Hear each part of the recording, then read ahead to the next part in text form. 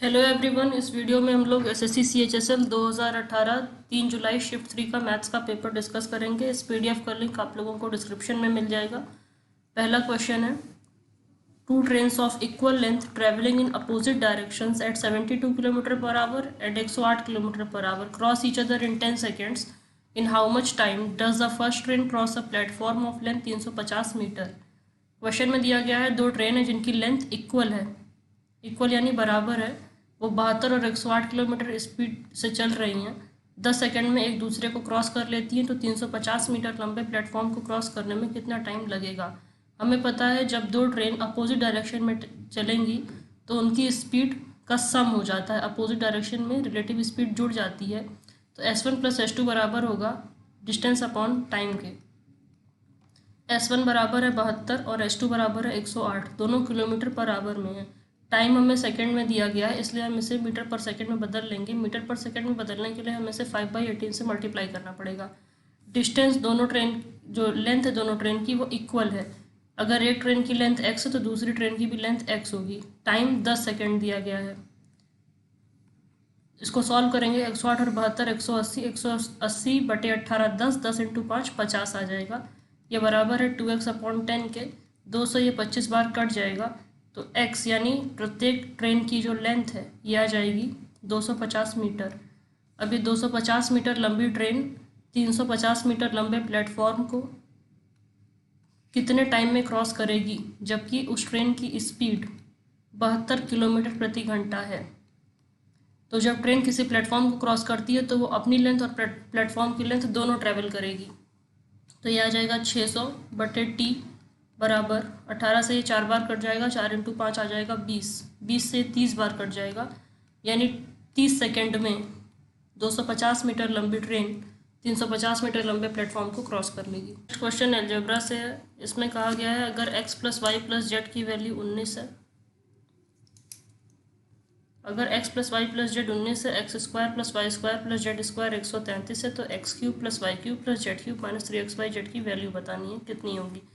तो हमें पता है x³ + y³ + z³ - 3xyz ये बराबर होता है x + y + z x² + y² + z² - xy - yz - zx। और हमें यह भी पता है कि x + y + z का होल स्क्वायर ये बराबर होता है x² + y² + z² + 2 times xy + yz + zx। तो x + y + z इसकी वैल्यू हमें 19 दी गई है, x² + y² + z² की वैल्यू 133 दी गई है। माइनस कॉमन कर लेंगे तो यहाँ बचेगा xy + yz + zx, लेकिन इसकी वैल्यू हमें पता नहीं, तो इसके लिए हम ये वाला फॉर्मूला यूज़ करेंगे। यहाँ पर रख देंगे वैल्यू x + y + z का होल स्क्वायर, 19 का स्क्वायर आ जाएगा 361, ये बराबर है x² + y² + z² यानी 133 + 2 टाइम्स xy + yz + zx। 361 से 133 को घटाएंगे तो यह आ जाएगा 288, और 288/2 ये बराबर आ जाएगा xy + yz + zx, तो ये आ जाएगा 114, 228 आएगा, ये आ जाएगा 114। तो 133 - 114 करेंगे तो 19 × ये आ जाएगा 19, यानी 361 हमारा करेक्ट आंसर होगा, पहला ऑप्शन। नेक्स्ट क्वेश्चन हमारा अलजेब्रा से है। 8 टाइम्स x + y का whole cube minus x - y whole cube बराबर है x + 3y ax² + bxy + cy² के। तो a - b - c की वैल्यू पूछी गई है। हम इस 8 को अंदर भेज देंगे, तो 8 को लिख सकते हैं 2 का होल क्यूब। जब हम ब्रैकेट के अंदर मल्टीप्लाई करेंगे तो ये बनेगा 2x + 2y का whole cube minus x - y का होल क्यूब। अब इस कंप्लीट को हम a मान लेंगे और इस कंप्लीट को हम b मान लेंगे, तो हम a³ - b³ का फॉर्मूला इसमें लगा देंगे, और a³ - b³ बराबर होता है a - b a² + ab + b²।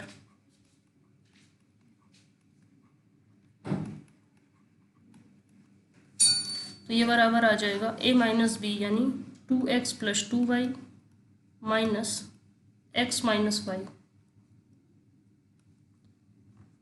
Bracket में a स्क्वायर यानी 2x प्लस 2y का होल स्क्वायर, तो यह आ जाएगा 4x square plus 4y square plus 8xy। फिर b square, a square plus b square आ जाएगा x माइनस वाई का होल स्क्वायर यानी x square plus Y square minus 2xy plus A B यानी a और b का multiply, तो 2x का मल्टीप्लाई होगा x से, तो यह आ जाएगा 2x स्क्वायर। फिर 2x का मल्टीप्लाई होगा माइनस वाई से, तो यह आ जाएगा माइनस 2xy। उसी तरह फिर 2y का मल्टीप्लाई होगा x से, तो यह आ जाएगा प्लस 2xy। और 2y का मल्टीप्लाई होगा माइनस वाई से, तो यह आ जाएगा माइनस 2y स्क्वायर। अब हमने एक्सपेंड कर लिया है, केवल सॉल्व करना है, तो ये बराबर हम लिख देंगे 2x plus 2y minus x plus y 4x square और x स्क्वायर 5x स्क्वायर और प्लस 2 7x स्क्वायर। उसी तरह 4y स्क्वायर और प्लस 5y स्क्वायर में से 2y स्क्वायर घटा देंगे तो आ जाएगा 3y स्क्वायर। उसके बाद ये माइनस 2xy और प्लस 2xy कट जाएगा, तो 8xy और माइनस 2xy हमारे पास बचेगा प्लस 6xy। तो जो फाइनली बचा वो बचा x plus 3y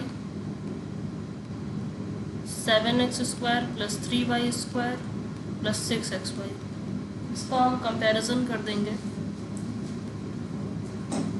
x plus 3y into ax square plus bxy plus cy square से। तो x प्लस 3y से x प्लस 3y कट जाएगा, ax स्क्वायर बराबर 7x स्क्वायर है तो a बराबर 7 आ जाएगा, bxy बराबर है 6xy तो b बराबर 6 आ जाएगा, और cy स्क्वायर बराबर है 3y स्क्वायर तो c बराबर आ जाएगा 3। तो वैल्यू आ जाएगी 7 minus 6 minus 3, 7 minus 6 1, 1 minus 3 minus 2। पहला ऑप्शन हमारा करेक्ट होगा। नेक्स्ट क्वेश्चन है, a person sold an article for rupees x, an article is sold for rupees x. किसी आर्टिकल को x रुपये में बेचा गया, यदि उसको उसके 1/3 दाम में बेचा जाता तो 20% का घाटा होता। प्रतिशत प्रॉफिट क्या होगा यदि उसे x रुपये में बेचा जाए।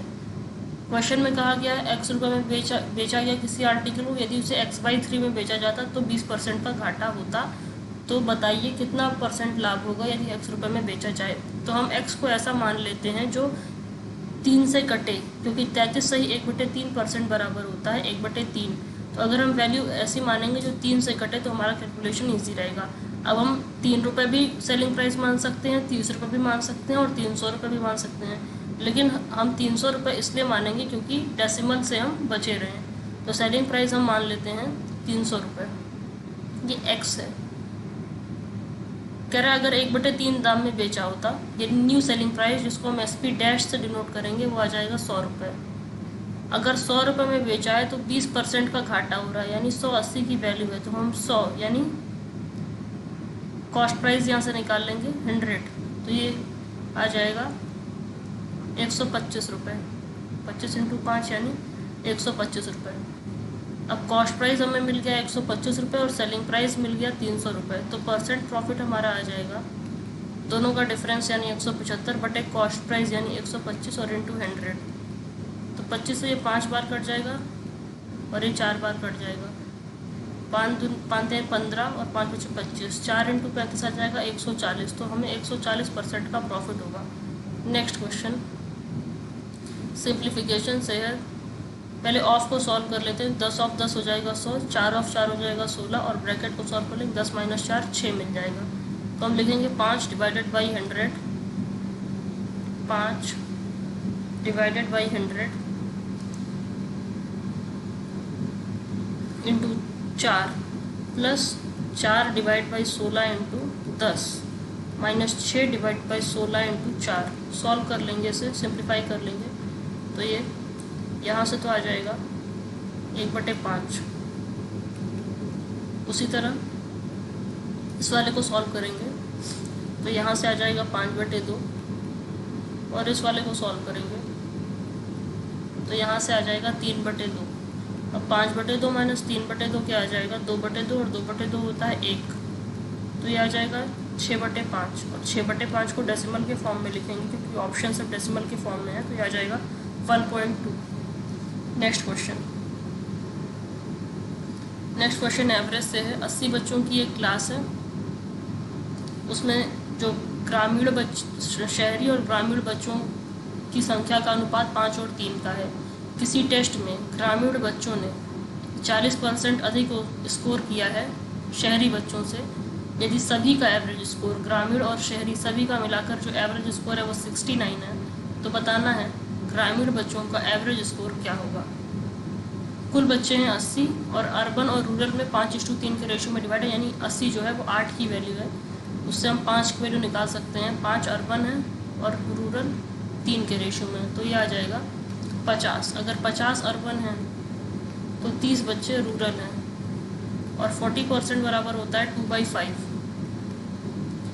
अगर 5x स्कोर अर्बन स्टूडेंट्स का है तो उससे 2 अधिक यानी 7x स्कोर जो है वो रूरल स्टूडेंट्स का है, और ओवरऑल जो एवरेज स्कोर है सभी बच्चों का वो 69 है। अगर एक बच्चे ने 5x स्कोर किया तो 50 बच्चों ने कुल कितना स्कोर किया गया होगा 50 × 5x। उसी तरह अगर एक बच्चे ने 7x स्कोर किया तो 30 बच्चों ने कितना किया होगा 30 × 7x, और ये बराबर होगा कुल बच्चों का जो सम होगा एवरेज स्कोर का, तो वो कितना है, कुल बच्चे हैं 80 और सभी का एवरेज स्कोर है 69। इसको हम सिंप्लीफाई कर लेंगे तो 5 × 5 हमारा कितना आ जाएगा 25x और 3 × 7 21x आ जाएगा। ये बराबर है 8 × 69 के, तो 46x बराबर आ जाएगा 8 × 69। 23 से ये 2 बार, 23 से ये 3 बार कट जाएगा, 2 से ये 4 बार कट जाएगा, तो x बराबर हमारा आ जाएगा 12। और हमसे रूरल स्टूडेंट्स का एवरेज स्कोर यानी 7x की वैल्यू पूछी गई है, तो ये आ जाएगी 7 × 12 यानी 84 के बराबर, ऑप्शन डी। नेक्स्ट क्वेश्चन हमारा SICI से है। इसमें कहा गया है किसी सर्टेन सम पर, किसी निश्चित धनराशि पर 15% वार्षिक की दर से 3 साल के लिए जो कंपाउंड इंटरेस्ट है चक्रवृद्धि ब्याज वो 4167 रुपये है, तो उसी सम पर 4/4/5 साल के लिए 15% वार्षिक की दर से सिंपल इंटरेस्ट कितना होगा। सबसे पहले हमें प्रिंसिपल निकालना पड़ेगा क्योंकि सिंपल इंटरेस्ट का फॉर्मूला जो होता है वो होता है PRT/100, P × R × T/100। Rate of interest हमें पता है 15%, टाइम हमें पता है 4 से 4/5 साल, लेकिन प्रिंसिपल नहीं पता है। तो प्रिंसिपल निकालने के लिए हमें पता है कि 15% हम रेशियो मेथड यूज़ करेंगे। 15% होता है 3/20, यानी अगर 20 रुपये प्रिंसिपल है तो उस पर 3 रुपये का ब्याज मिलेगा। 3 रुपये का ब्याज मिलेगा तो अमाउंट कितना हो जाएगा 23 रुपये, यानी प्रिंसिपल और अमाउंट में जो रेशियो होगा वो 20 और 23 का होगा। और 3 साल की बात है तो तीनों साल जो प्रिंसिपल और अमाउंट का रेशियो रहेगा वो 20 और 23 का ही रहेगा। 20 का जो क्यूब होता है वो होता है 8000 और 23 का क्यूब होता है 12,167, और इन दोनों का अंतर ही कंपाउंड इंटरेस्ट होगा, तो ये आ जाएगा 4167। जो रेशियो में 4167 है वो एक्चुअल में भी 4167 रुपये हमें क्वेश्चन में दिया गया है, तो 4167 की वैल्यू आ जाएगी 4167। और हमसे प्रिंसिपल यानी 8000 की वैल्यू हमें निकालनी है, तो प्रिंसिपल हमारा आ जाएगा 8000 रुपये। अब हम इस 8000 को पुट कर देंगे इस वाले फॉर्मूले में, 8000 × 24/5, 4 से 4/5 को लिख दिया 24/5। रेट ऑफ इंटरेस्ट है 15%/100, 5 से ये 3 बार कट जाएगा और इस 2 जीरो से ये 2 जीरो कट जाएगा। 8 × 3 24 × 240 × 24, ये बराबर आ जाएगा 5760। चौथा ऑप्शन हमारा करेक्ट आंसर होगा। नेक्स्ट क्वेश्चन DI से है।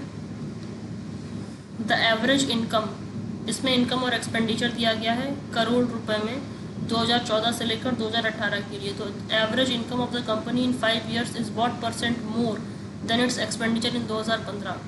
इनकम दिखा रहा है नीला वाला डिब्बा, तो नीला वाला डिब्बा देखेंगे तो ये है कंपनी की एवरेज इनकम आ जाएगी। निकाल लेंगे एवरेज 225, 280, 325, 350 और 350।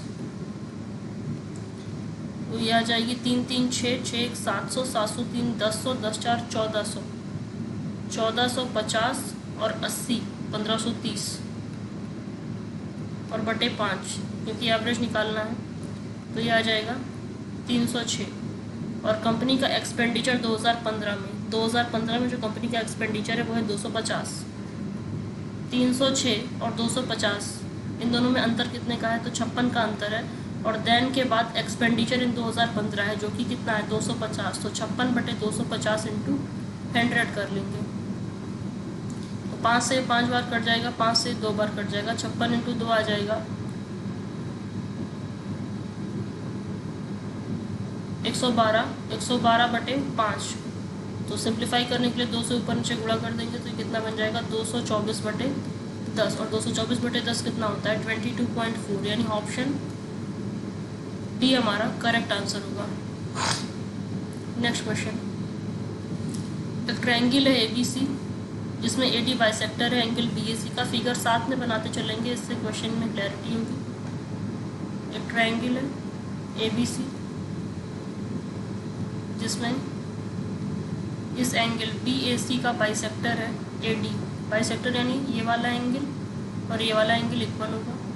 AC 21 है, BC ये पूरी लेंथ 12 सेंटीमीटर है। BD is 2 centimetre less than DC, यानी DC ये वाली जो लाइन सेगमेंट है अगर ये x है तो BD इससे 2 कम यानी x-2 है। तो हमें AB की लेंथ फाइंड आउट करनी है, कितनी होगी। हमें पता है कि x प्लस x-2 बराबर 12 है, तो 2x बराबर 12 प्लस 2 यानी 14, तो x बराबर 7 होगा। अगर x बराबर 7 है यानी DC बराबर 7 सेंटीमीटर, तो BD बराबर 5 सेंटीमीटर होगा। उसके बाद हम एंगल बाइसेक्टर की प्रॉपर्टी लगा देंगे कि AB और AC यानी जिस एंगल का एंगल बाइसेक्टर खींचा गया है A का खींचा गया है, तो AB और AC का जो रेशियो होगा वही B से D और C से D का रेशियो होगा। तो AB हमें निकालना है, AC हमें 21 दिया गया है, BD 5 है और CD 7 है। तो AB बराबर आ जाएगा 3 × 5 यानी 15 सेंटीमीटर। ये हमारा सेकंड ऑप्शन करेक्ट होगा। नेक्स्ट क्वेश्चन हमारा ट्रिग्नोमेट्री से है, इसमें हम सीधे वैल्यू पुट करके देखेंगे। तो 4 × 1030 1/√3 स्क्वायर करने पर आएगा 1/3 प्लस 1/4 sin 90 1 होता है, स्क्वायर करने पर आएगा 1 प्लस 1/8 cot 60 होता है 1/√3 स्क्वायर करने पर आएगा 1/3 प्लस sin 30 होता है 1/2 स्क्वायर करने पर आएगा 1/4 और cos 45 होता है 1/√2 स्क्वायर करने पर आएगा 1/2। उसी तरह sin 60 होता है √3/2, cos 30 भी होता है √3/2 माइनस cos 60 होता है 1/2 और sin 30 होता है 1/2। तो इसको हम सॉल्व कर लेंगे तो ये आ जाएगा 4/3 प्लस 1/4 प्लस 1/24 प्लस 1/8। डिनोमिनेटर में आ जाएगा 3/4 माइनस 1/4। एलसीएम ले लेंगे तो एलसीएम आ जाएगा हमारा 24। तो ये आ जाएगा 32 प्लस 6 प्लस 1 प्लस 3 अपॉन 2/4। ऊपर सॉल्व करेंगे तो आ जाएगा 42, 32 और 6 38 और 1 39 और 3 42, 42 बटे 24 इंटू 4 बटे 2, 6 7 42, 6 चौक 24, इस 4 से 4 कट गया बराबर आ गया 7 बटे 2। और 7 बटे 2 को लिख सकते हैं 3 से 1 बटे 2, यानी डी ऑप्शन हमारा करेक्ट होगा। नेक्स्ट क्वेश्चन, ये भी हमारा ट्रिग्नोमेट्री से है। 1/1 plus cosec theta minus 1/1 minus cosec theta into cos theta बराबर 2 है। थीटा बड़ा है 0 से, छोटा है 90 से, तो sine square theta plus cot square theta plus sec square theta की वैल्यू बतानी है। तो या तो हम वैल्यू पुटिंग से करें या सीधे एलसीएम लेके भी सॉल्व कर सकते हैं। यहाँ एलसीएम लेना ज़्यादा ईजी है तो हम एलसीएम ले लेते हैं। एलसीएम आएगा 1 प्लस कोसेक थीटा और 1 माइनस कोसेक थीटा। ऊपर बचेगा 1 minus cosec theta minus 1 plus cosec theta.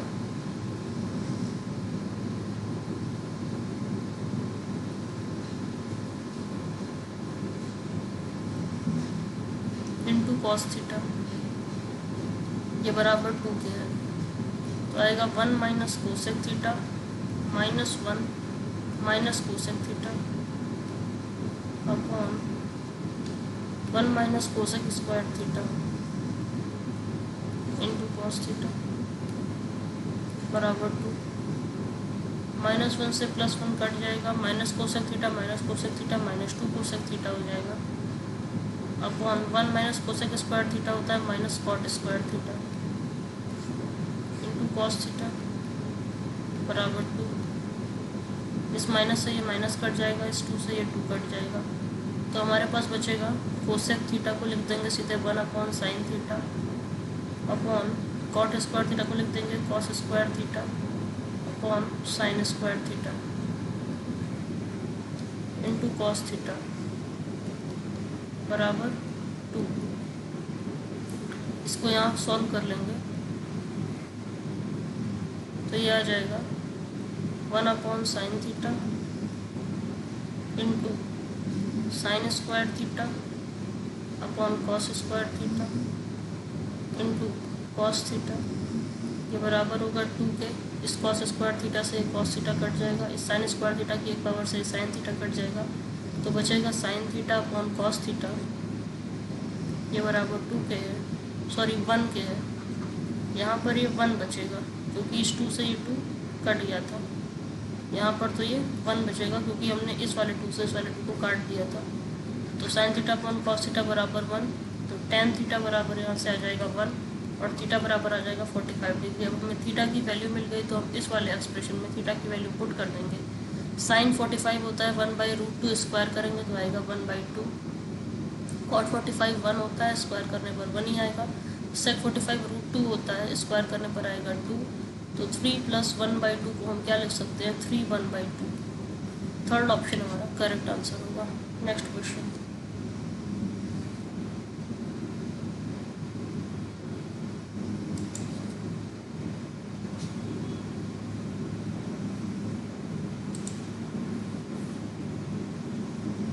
Next question हमारा DI से है। इसमें हमसे कहा गया है 2015, 17 और 18 में कंपनी की टोटल इनकम कितनी है। इनकम यानी नीला डिब्बा 15, 17 और 18 में, तो यह है 280, 17 में है 350 और 18 में भी है 350, तो यह आ जाएगा 980। 3 3 6 1 7 और 7 2 980 इज अप्रॉक्सीमेटली लगभग में what % less than total expenditure in 5 years. Expenditure यानी लाल डिब्बा, टोटल एक्सपेंडिचर हमें निकालना होगा 5 ईयर्स का, तो यह आ जाएगा 175, 250, 275, 300 और 325, तो यह आ जाएगा 7 5 12 12 7 19 19 और 2 21 और 1 22। हासिल आ जाएगा 2 2 और 1 3 2 5 तो 7 3 10 3 13 1325। तो 980 कितना प्रतिशत लगभग कम है 1325 से, दोनों का अंतर निकाल लेंगे तो यह आ जाएगा 345। और देन के बाद आया है टोटल एक्सपेंडिचर इन 5 ईयर्स, तो 345 बटे 1325 क्योंकि यही total expenditure in 5 years into 100। तो 25 से काट लेंगे, 25 बचे 125, 25 यहाँ 75 और 25 से ये 4 बार और 4 पंचे 20, 4 चौक 16 और 2 18, 4 3 12 और 1 14 बटे 53। इसको सॉल्व करेंगे तो 26% के लगभग हमारा अप्रॉक्सीमेटली 26% के लगभग हमारा आंसर आएगा। पहला ऑप्शन सही होगा। नेक्स्ट क्वेश्चन है ट्रायंगल ABC में D और E कोई दो पॉइंट है साइड AB और BC पर। सबसे पहले हम ये ड्रॉ कर लेते हैं। ट्रायंगल है ABC,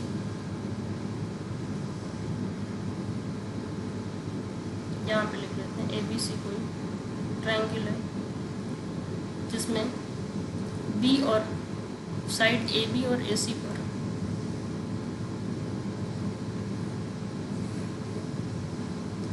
नेक्स्ट क्वेश्चन हमारा है क्वेश्चन नंबर 13 ज्योमेट्री से है। In triangle ABC D and E are 2 points on side AB and BC respectively.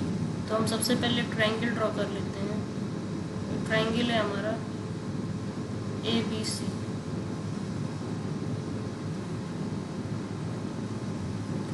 AB पर कोई पॉइंट है D और BC पर कोई पॉइंट है E। इस प्रकार है कि DE और AC पैरेलल है, तो हम सबसे पहले इन दोनों को ज्वाइन कर लेते हैं। लाइन पैरेलल है यानी छोटा वाला ट्रायंगल यानी ट्रायंगल BDE सिमिलर हो जाएगा ट्रायंगल BAC के। AD और DB का रेशियो हमको दिया गया है 2 और 3 का। AD अगर 2 है तो DB 3 है, यानी AB कितना हो जाएगा रेशियो में 5 हो जाएगा। ज़रूरत पड़ती है तो ठीक है। कह रहा है यदि ADE का एरिया 18 है तो ADE कौन सा ट्रायंगल होगा? ADE ये वाला ट्रायंगल होगा। यदि इसका एरिया 18 सेंटीमीटर स्क्वायर है तो बड़े वाले ट्रायंगल यानी ABC का एरिया हमसे पूछा गया है। अगर किसी ट्रायंगल की हाइट सेम है, अगर हम ट्रायंगल BAE को देखें, अगर हम ट्रायंगल BAE को देखें तो उसकी हाइट जो है वो है DE। अगर किसी ट्रायंगल की हाइट सेम है तो जो बेस का रेशियो होगा वही एरिया का रेशियो होगा। बेस का रेशियो कितना है? 2 और 3 का है। इस छोटे वाले ट्रायंगल DEA में बेस 2 है तो एरिया 18 है। तो इस वाले ट्रायंगल BDE में बेस 3 है तो एरिया कितना होगा? ये 9 गुना हो रहा है तो ये भी 9 गुना हो जाएगा, 27 सेंटीमीटर स्क्वायर एरिया हो जाएगा। अब हमें पता है कि BDE सिमिलर है BAC के, और साइड का जो रेशियो है वो कितना है? 3 और 5 का है, तो एरिया का रेशियो 9 और 25 का हो जाएगा। जो 9 है उसकी वैल्यू 27 है, एक्चुअल में जो रेशियो में 9 है उसकी वैल्यू 27 है, यानी 3 गुना हो रही है। तो जो रेशियो में 25 है उसकी एक्चुअल वैल्यू कितनी होगी? ये भी 3 गुना हो जाएगी। तो 75 सेंटीमीटर स्क्वायर हमारा करेक्ट आंसर होगा, सेकेंड ऑप्शन। नेक्स्ट क्वेश्चन है नंबर सिस्टम डिविजिबिलिटी से कि 4, 6, 7, 8, 9 x 5, 3, 1 y 72 से डिविजिबल है, यानी 8 और 9 से डिविजिबल होना चाहिए। ये एक 10 अंकों की संख्या है, तो x के लार्जेस्ट वैल्यू के लिए 2x + 5y की वैल्यू क्या होगी? तो हमें पता है 8 से डिविजिबिलिटी के लिए लास्ट की जो 3 डिजिट हैं यानी 5 नहीं 3, 1 और y, लास्ट की 3 डिजिट 3, 1 और y ये डिविजिबल होनी चाहिए 8 से। अगर हम यहाँ y बराबर 0 रखते हैं तो डिविजिबल नहीं होगा 310, 311 भी नहीं होगा, 312 डिविजिबल होगा। तो हमें y की वैल्यू मिल गई 2, और y कोई वैल्यू नहीं होगी जिसके लिए 3, 1y डिविजिबल हो, जबकि y एक सिंगल डिजिट नंबर है। अब हम देख लेते हैं जो संख्या में दी गई है, लिख लेते हैं 4, 6, 7, 8, 9 x 5, 3, 1 y, ये वाली वैल्यू हमको मिल गई। y बराबर तो हमने 2 निकाल लिया। अब 9 से डिविजिबिलिटी चेक करेंगे, तो 9 से डिविजिबिलिटी के लिए sum of digits should be divisible by 9।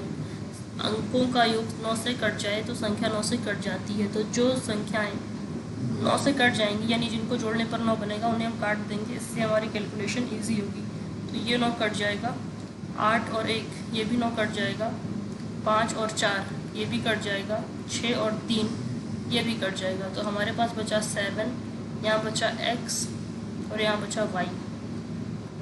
तो 7 + x + y ये डिविजिबल होना चाहिए 9 से, जबकि y बराबर 2 है, यानी 9 + x डिविजिबल होना चाहिए 9 से।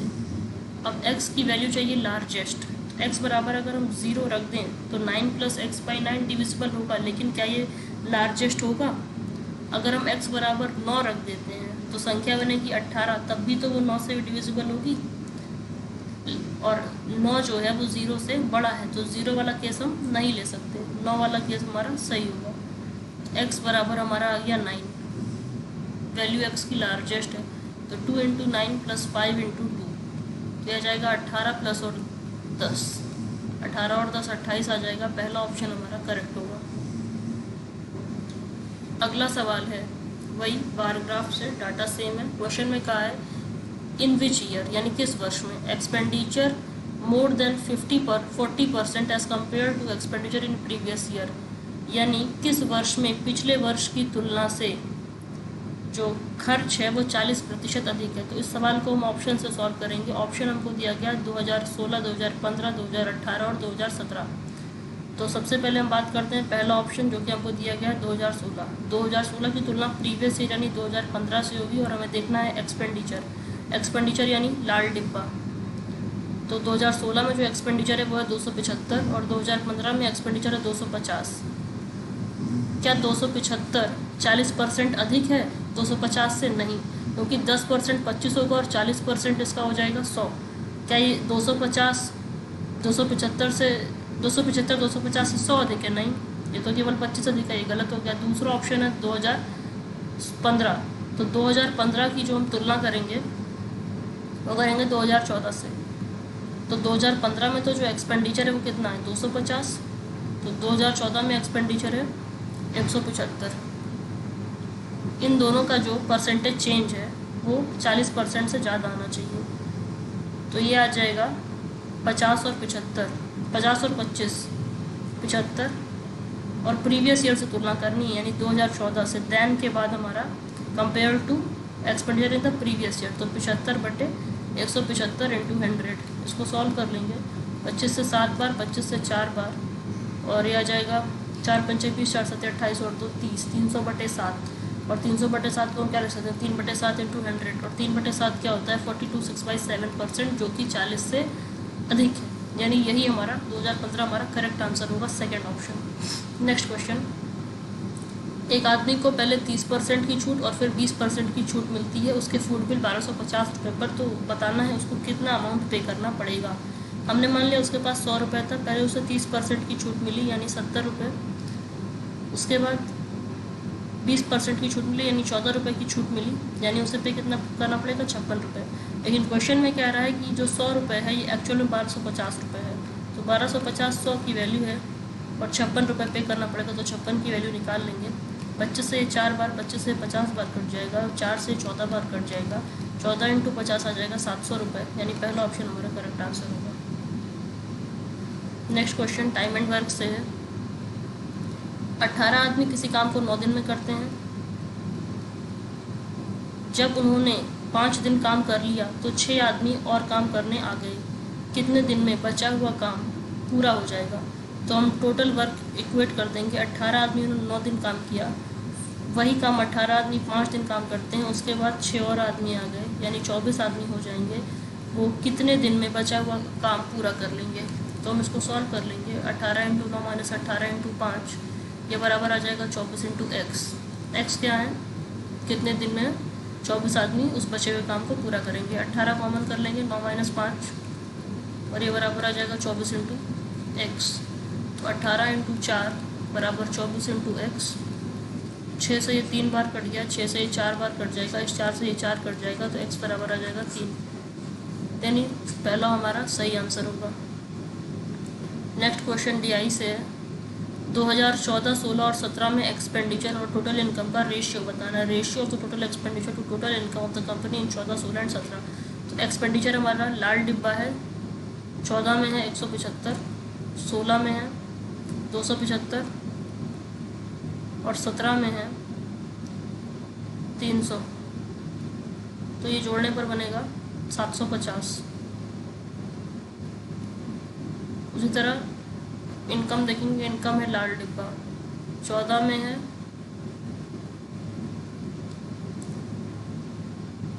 इनकम है नीला डिब्बा, 14 में है 225, 16 में है 325 और 17 में है 350। इसको जोड़ेंगे तो ये बनेगा 900। 3 3 6 2 8, 3 3 6 2 8 1, 950 बनेगा।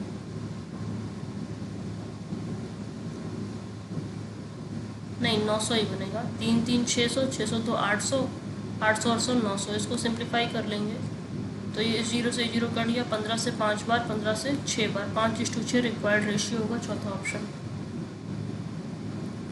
नेक्स्ट क्वेश्चन है। 360 रुपये में किसी आर्टिकल को बेचा जा रहा है 20% की छूट देने के बाद उसके मार्केट प्राइस पर, यानी 360 रुपये, ये 80 की वैल्यू है, तो यहाँ से हम मार्केट प्राइस 100 की वैल्यू निकाल सकते हैं।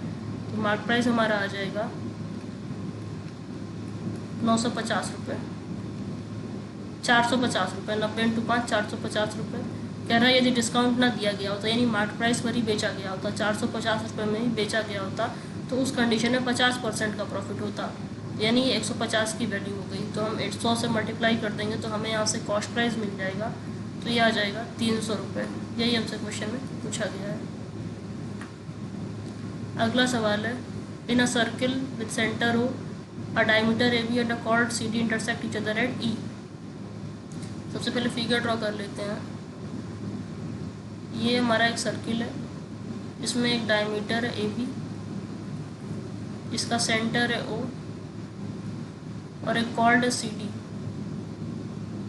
तो AB और CD एक दूसरे को पॉइंट E पर इंटरसेक्ट करते हैं। आगे क्वेश्चन में कहा गया है AC and AD are joint, A को C से मिला दो और A को D से मिला दो, तो AC एंड AD जुड़ गए। क्वेश्चन में बोला है BOC 48 है, यानी ये पॉइंट C और ये पॉइंट B, O यानी सर्किल के सेंटर पर वृत्त के केंद्र पर कितना एंगल बना रहे हैं, 48 डिग्री का एंगल बना रहे हैं। तो ये सरकमफेरेंस पर, सरकमफेरेंस कहाँ होगी, सरकमफेरेंस होगी ये सरकमफेरेंस होगी, यहाँ पर कितना एंगल बनाएंगे, ये 24 डिग्री का एंगल बनाएंगे। इसकी ज़रूरत पड़ती है तो ठीक है, नहीं पड़ती तो कोई बात नहीं। उसी तरह AOD यानी ये वाला एंगल, ये वाला एंगल पॉइंट A और पॉइंट D सेंटर पर बना रहे हैं 100 डिग्री, तो सरकमफेरेंस पर कितना बनाएंगे, सरकमफेरेंस पर ये लोग बनाएंगे आधा इसका 50 डिग्री।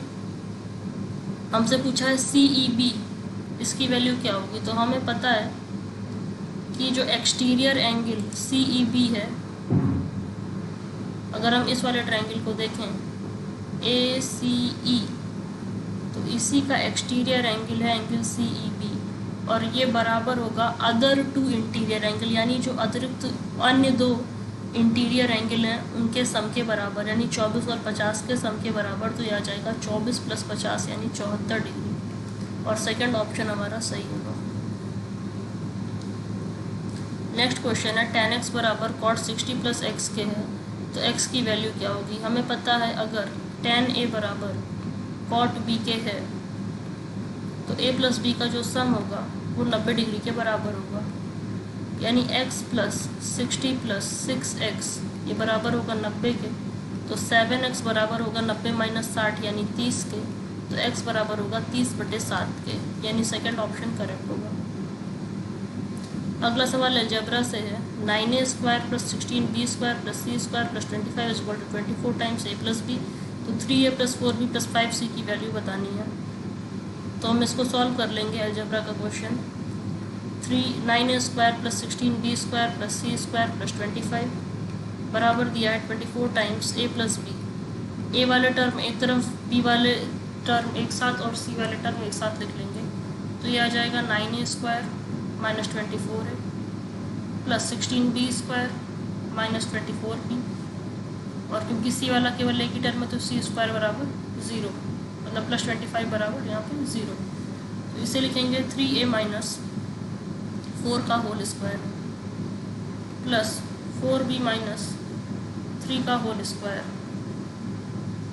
प्लस c² बराबर 0। ये 25 कहाँ गया, तो इस 4 का स्क्वायर कितना होता है 16, और इस 3 का स्क्वायर कितना होता है 25, सॉरी 9, तो 16 और 9 बन जाएगा 25, तो ये 25 वहीं पर चला गया, यहाँ पर लिखने की हमको c² के बाद लिखने की ज़रूरत नहीं है।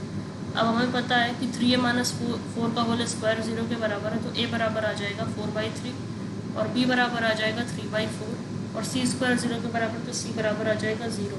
तो 3a यानी 3 × 4/3 प्लस 4b यानी 4 × 3/4 प्लस 5c यानी 5 × 0, इसकी वैल्यू निकालनी है, तो ये तो आ जाएगा 4, ये आ जाएगा यहाँ से 3 और ये आ जाएगा 0, तो वैल्यू आ जाएगी 7। थर्ड ऑप्शन करेक्ट है।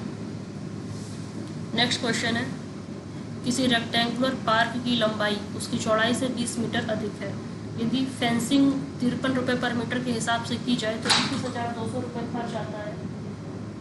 तो बताना है कि एरिया पार्क का कितना होगा। तो हम मान लेते हैं कि जो पार्क की चौड़ाई है वो x मीटर है, तो पार्क की लंबाई उससे 20 अधिक यानी x + 20 मीटर होगी। हमें पता है जब हम फेंसिंग करते हैं तो हम पेरीमीटर पर काम करते हैं। हमको पता है कि जब हम फेंसिंग करेंगे तो हम पेरीमीटर पर काम करेंगे। पेरीमीटर रेक्टेंगल का होता है 2 टाइम्स l + b,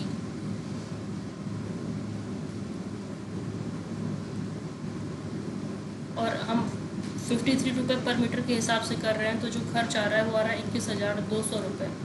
तो 2 टाइम्स लेंथ है x + 20 और ब्रेथ है x और इंटू 53, ये बराबर आ जाएगा 21,200।